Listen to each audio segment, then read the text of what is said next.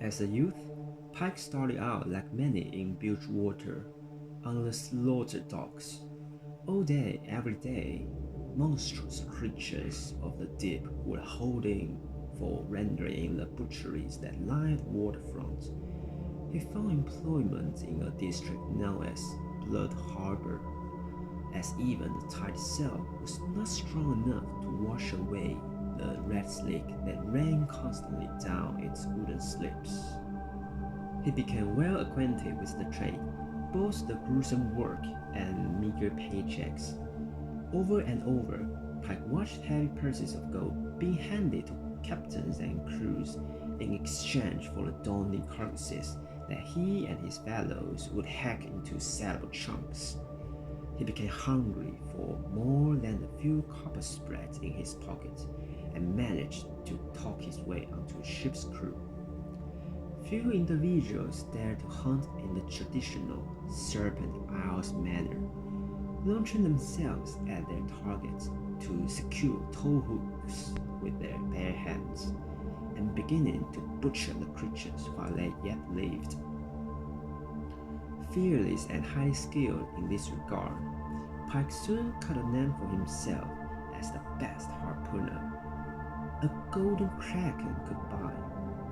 He knew meat was worth pennies compared to certain organs from the larger, more dangerous beasts. Organs that needed to be harvested fresh.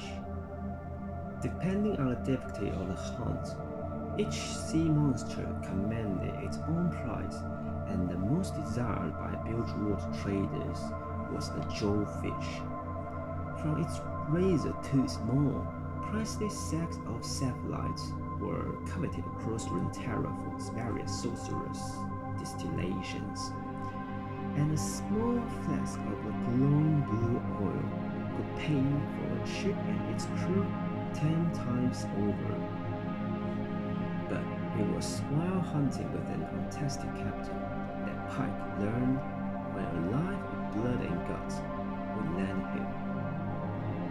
Days into their journey, a huge jawfish breached, opening its maw wide to reveal rows of cephalite sacks.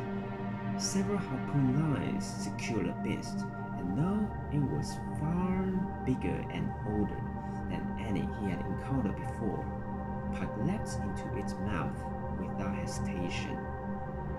As he set about his work, a deep vibration began to stir in the creature's cavernous gullet. Rolling bubbles broke the ocean's surface, and an entire pot of jaws began to push against the tethered ship's hull. The captain lost his nerve and cut Pyke's lifeline. The last thing the doomed harpooner saw before the beast's jaw snapshot was the look of horror on his crewmates' faces as they watched him being swallowed alive. But this was not the end for Pyke. In the deepest fathoms of the unknowable ocean, crushed by the titanic pressure and still firmly trapped within the jaw's mouth, he opened his eyes once more. There were blue lights everywhere, thousands of them, seemingly watching him.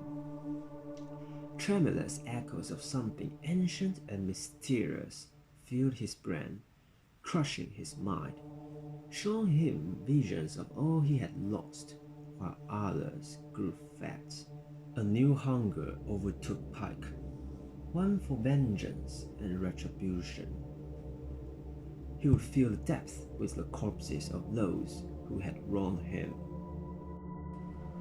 Back in Bilgewater, no one thought much of the killings at first. For so dangerous a place, the occasional red tide was nothing new. But weeks became months, and a pattern began to emerge. Captains from many ships were found carved up and left out for the dawn. Barroom patrons whispered it was a supernatural killer, roamed at sea, gutting his way through the crew manifest of some damned ship called the Tarot. Once a mark of respect and celebrity, the question, "You a captain?" became a cause for alarm. Soon it was the cockers too, and the first mate, merchant officers, bankers. Indeed, anyone associated with the blood business of the slaughtered dogs. A new name went up on the bounty boards, 1,000 krakens for the famous Blood Harbor Ripper.